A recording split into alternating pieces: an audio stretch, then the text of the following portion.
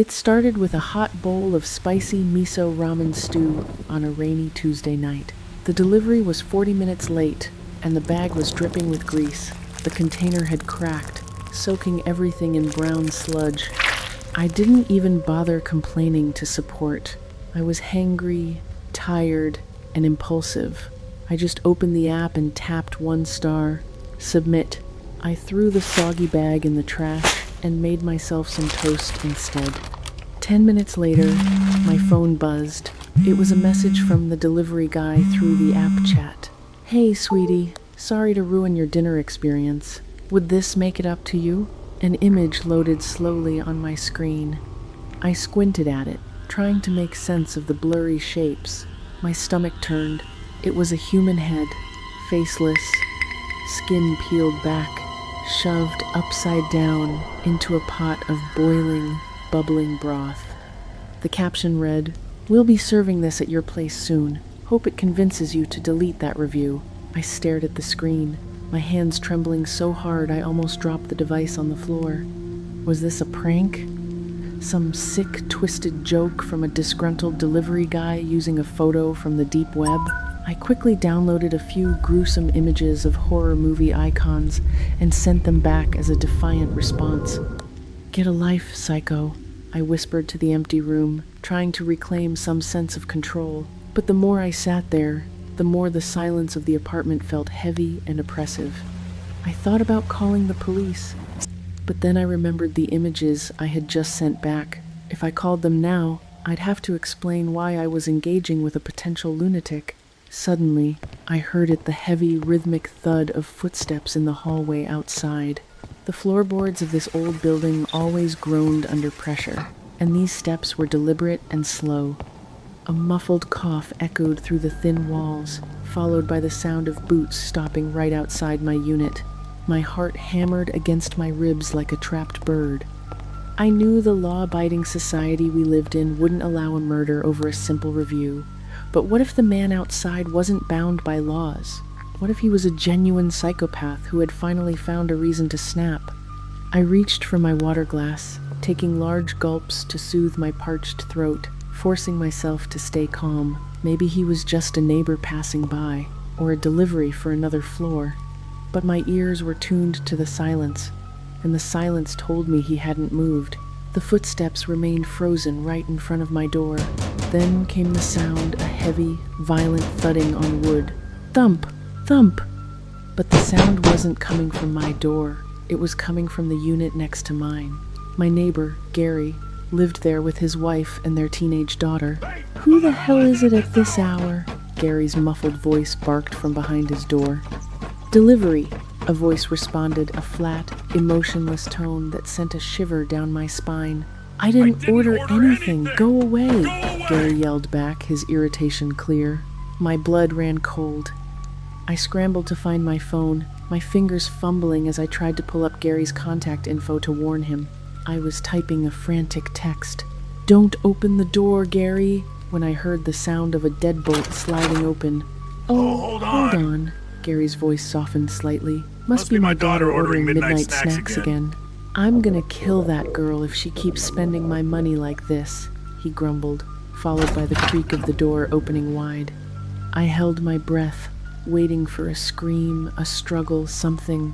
But for a few minutes, there was only a strange, heavy silence.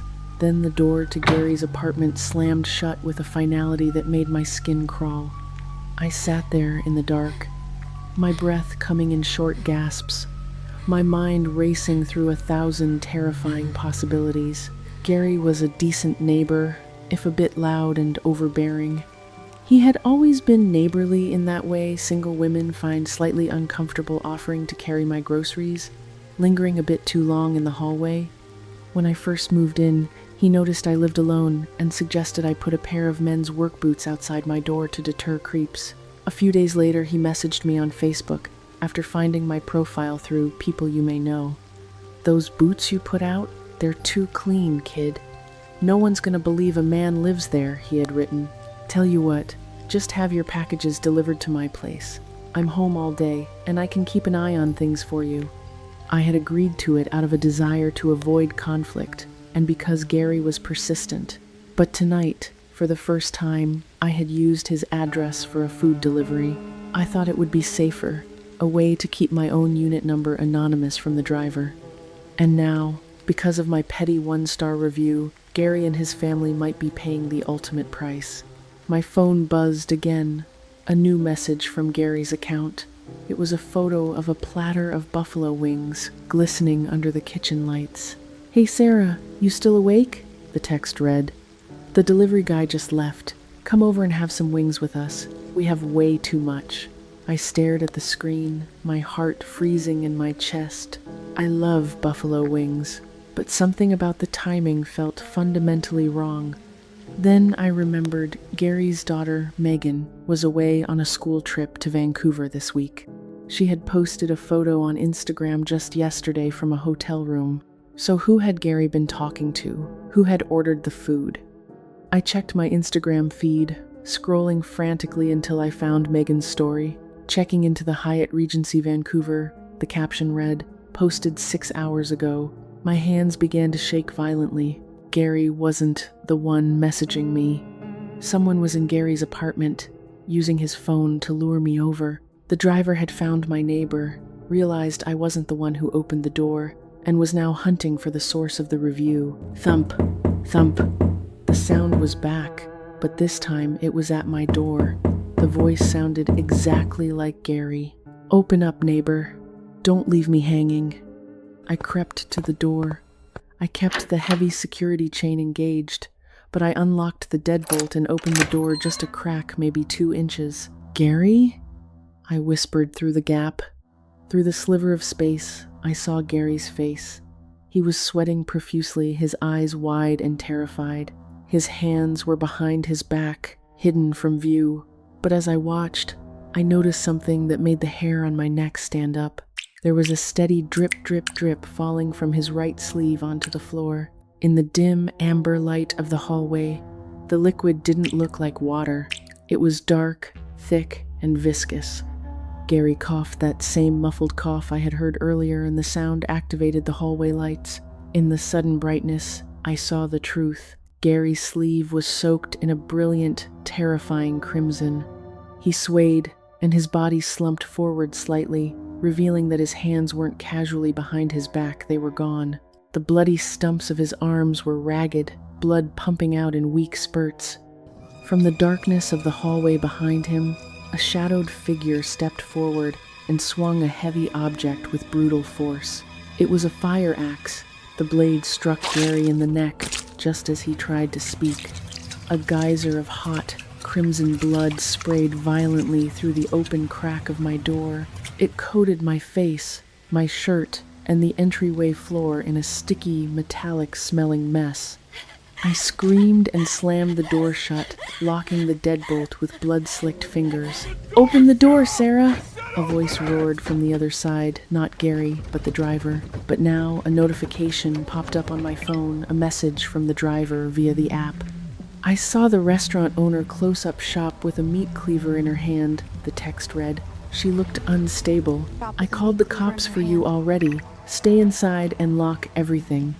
I stared at the message, a sudden, confusing wave of relief washing over me. Wait, was the driver the good guy? Was the restaurant owner the killer? But as I looked closer at the message, something felt wrong. The grammar was too perfect, the tone too helpful. I checked my phone signal bars. No service. My cellular data had been dead for 10 minutes, likely blocked by a jammer, but my phone had latched onto a faint, open Wi-Fi signal from a nearby cafe. That was the only reason these texts were coming through, but 911 calls were failing. I crawled toward the window, looking down at the street. There were no sirens, no flashing blue and red lights, just the rain. My phone buzzed again, a text from Gary's phone. "Why don't you let me in? It's cold out here, and I'm not finished with your refund." The killer was still outside my door, and he knew exactly where I was. He had used Gary to find my unit, killed him when he was no longer useful, and was now playing a psychological game to break me. I reached for a heavy kitchen knife, the only weapon I had. Click. The sound of my front door lock being picked was small, but in the silence, it sounded like a gunshot. The door creaked open, just an inch. A face peered through the crack, a man I didn't recognize, wearing a delivery vest and a wide, terrifying grin. "Hey, Sarah," he whispered. "I'm here to collect my tip." I lunged forward, not out of bravery, but out of pure survivalist instinct. I slammed my body weight against the door, feeling it connect with his shoulder. He grunted, pushing back with a strength that felt supernatural. I managed to slide the chain bolt into place, locking him out for a few more seconds. He laughed a high, wheezing sound that made my skin crawl. "You think a piece of chain is gonna stop me?" he shouted, his voice dropping into a guttural growl. He began to shoulder the door, each impact making the wood splinter and the hinges groan. I turned and ran to the balcony. It was my only way out. The freezing rain mixing with the hot, sticky blood smeared across my face and shirt. Above me, on the 4th floor, my neighbor Karen was looking down, holding a glass of wine. "Karen, help me! He killed Gary! He's breaking in!" I screamed, waving my blood-stained hands. Karen looked at me, her eyes lingering on the crimson stains on my clothes with a look of pure disgust. She didn't reach for her phone. She just stepped back from the railing, shielding her drink from the rain. "I don't want to get involved in your drama, Sarah," she scoffed. "You dragged that weirdo neighbor into your mess, and now look at you. Disgusting. Please, just throw down a sheet. I can climb up," I pleaded, hearing the wood of my front door splintering behind me. Karen sighed, rolling her eyes as if I had asked for a cup of sugar. "Fine. Wait there. Wait there. But don't you dare track blood on my carpet." She turned and walked back into her apartment. I waited, my heart hammering against my ribs. Behind me, the glass door of my balcony shattered inward. The delivery driver, Liam, stepped through the debris, the axe dragging heavily on the concrete floor. I looked up desperately. Karen now. A figure appeared at Karen's railing above. "Here I come, Sarah," a voice called down. But it wasn't Karen's voice. It was a falsetto imitation, high-pitched, mocking, and terrifyingly wrong. A bedsheet was lowered, and a pair of heavy work boots swung over the railing. The person climbing down wasn't a woman. It was a man wearing a woman's silk robe, which was straining against his broad shoulders. I realized with horror that Liam was on my balcony, but someone else was climbing down from upstairs. There were 2 of them. I didn't wait to be cornered. I vaulted over the side railing, sliding dangerously down a slick drain pipe to the fire escape landing below. I couldn't go down to the street. Liam blocked the view. I had to move laterally. I scrambled up the fire escape stairs, bypassing my floor and heading straight for Karen's apartment on the 4th floor. The apartment was dark and silent. "Karen?" I whispered, stepping inside. I found her in the hallway, slumped against the wall like a discarded doll. Her throat had been slit ear to ear, blood still pooling warm beneath her. She had been dead for less than 5 minutes. The accomplice hadn't climbed down from the roof. He had been waiting inside the building all along. Heavy footsteps echoed from the balcony behind me. The man in the silk robe was coming back up. I scrambled into Karen's bedroom closet, burying myself behind a row of expensive winter coats. I held my breath, clutching a sharp letter opener I had grabbed from a side table. The bedroom door creaked open. "Come out, little mouse." A raspy, older voice echoed in the room. A flashlight beam swept across the floor, illuminating the dust motes dancing in the air. An older man walked into the room. He had shed the silk robe, revealing a stained janitor's uniform underneath. He didn't look like a delivery driver. He looked like someone who had been hiding in the building for a long time. My phone buzzed. A text from the driver. "Daddy found you." The door ripped open. The old man grinned, his face splattered with Karen's blood. "Gotcha." He lunged, his rough hands grabbing my hair. I screamed and drove the letter opener into his shoulder with every ounce of adrenaline I had left. He roared, stumbling back, his grip slipping just enough. I didn't fight. I ran. I sprinted toward the bedroom window, not the door where Liam might be waiting. I threw myself through the glass pane, shattering it with my shoulder. I fell 3 stories, crashing onto the heavy vinyl awning of the shop below before rolling onto the wet pavement. Pain exploded in my leg, and the world faded to black. I woke up in a sterile hospital room, the smell of antiseptic burning my nose. Detective Miller was sitting by my bed, looking at a file with a grim expression. You're awake, he said, closing the folder. We caught them. Liam Vance and his father Silas. They attempted to flee but crashed their van. They are serial killers, Sarah. We found 48 bodies in their property back in Idaho. I stared at the ceiling, letting a tear roll down my bandaged face. My neighbors, Gary and his wife, are dead, Miller said. So is Mrs. Karen Gable from the 4th floor.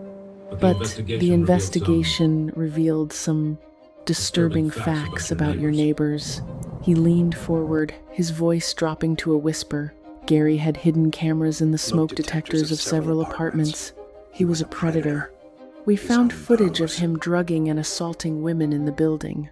One of the victims was identified as Chloe, a girl who committed suicide last year. She was your sister, wasn't she? I didn't answer. I just watched the rain hitting the hospital window. And Mrs. Gable, Miller continued. She's in the footage too, standing in the hallway, hearing Chloe scream and walking away. The detective studied my face, looking for a crack in the mask. You moved in 2 weeks ago. You requested the unit next to Gary, and our cyber division noticed something interesting about your food orders. You placed 12 orders to Dragon's Breath in 3 hours, Sarah. You canceled 11 of them instantly. You waited until he, Liam Vance, accepted the 12th order. You're from Idaho, Sarah. You knew exactly who the interstate killers were. You knew they were in town. You aimed them like a loaded gun at Gary and Mrs. Gable. You turned a delivery dispute into an execution. I slowly turned my head to look at him, my expression vacant and pained. Detective, I don't know what you're talking about, I whispered. I hit my head very hard. I don't remember any sister. I just wanted a refund for my soup. Miller stared at me for a long minute. He knew the truth, but justice had been served in a dark, twisted way. Get some rest, he finally said, standing up. Case closed. As the door clicked shut, I allowed myself a small, imperceptible smile. The delivery was completed. The trash was taken out. 5 stars.